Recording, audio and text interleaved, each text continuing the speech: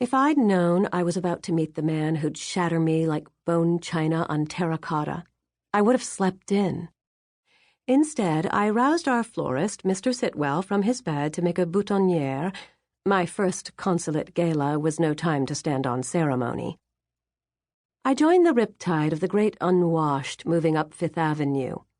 Men in gray felted fedoras pushed by me, the morning papers in their attachés bearing the last benign headlines of the decade. There was no storm gathering in the east that day, no portent of things to come. The only ominous sign from the direction of Europe was the scent of slack water wafting off the East River. As I neared our building at the corner of Fifth Avenue and 49th Street, I felt Roger watching from the window above. He'd fired people for a lot less than being 20 minutes late.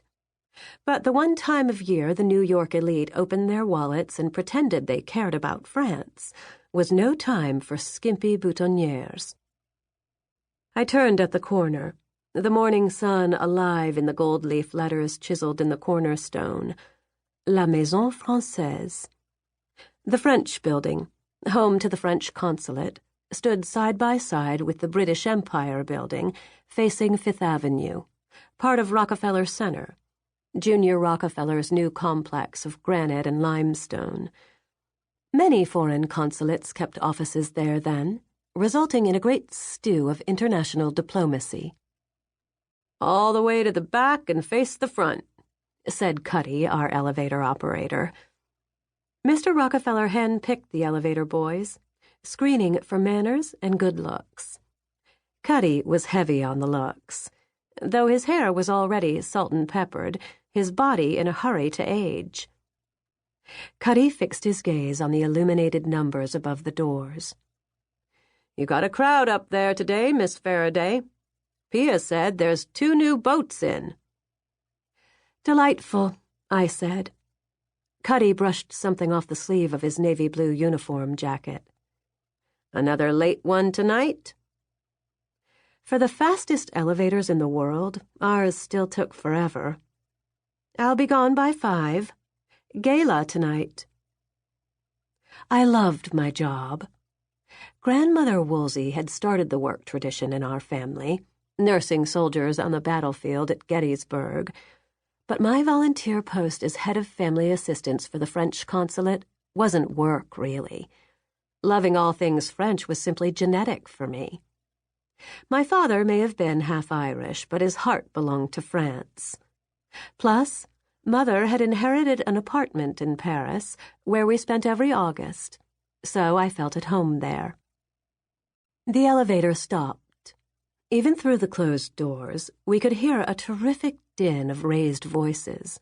A shiver ran through me. "3rd floor," Cuddy called out. "French consulate. Watch your—" Once the doors parted, the noise overpowered all polite speech. The hallway outside our reception area was packed so tightly with people one could scarcely step through.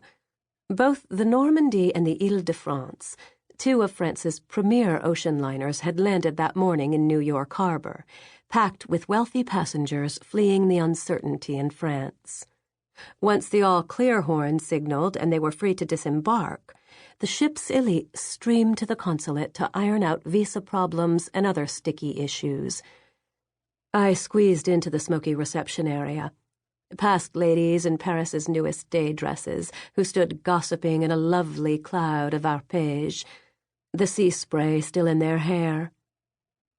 The people in this group were accustomed to being shadowed by a butler with a crystal ashtray and a champagne flute. Bellboys in scarlet jackets from the Normandie went toe-to-toe with their black-jacketed counterparts from the Ile-de-France. I wedged one shoulder through the crowd, toward our secretary's desk at the back of the room, and my chiffon scarf snagged on the clasp of one ravishing creature's pearls. As I worked to extract it, the intercom buzzed unanswered. "Roger." I pressed on through, felt a pat on my behind, and turned to see a midshipman flash a placky smile. "Gardons nos mains pour nous-mêmes," I said. Let's keep our hands to ourselves." The boy raised his arm above the crowd and dangled his Normandy stateroom key. At least he wasn't the over-60 type I usually attracted.